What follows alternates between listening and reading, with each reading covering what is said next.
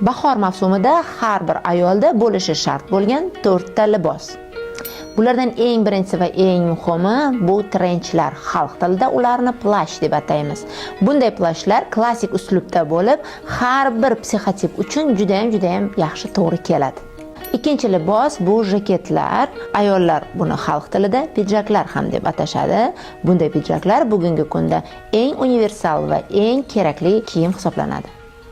Uchinchi libos bu kardiganlar. Ayollar uni o'zining psixotipiga moslab xarid qilishlari mumkin. Uzun kardiganlar bo'lishi mumkin, tizigacha kalta kardiganlar bo'lishi mumkin, umuman bo'ksagacha bo'lgan kardiganlar bo'lishi mumkin.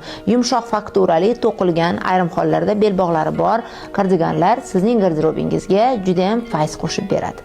Va to'rtinchisi, buni yoshingizga qarab tanlashingiz kerak. Bu kasuxa kurtkalar, ya'ni charm matodan tikilgan yengil kalta kurtkalar.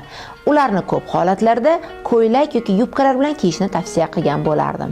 Agar stil va imij haqida yana ham ko'proq ma'lumotlar olishni xohlasangiz, meni sahifamga obuna bo'ling.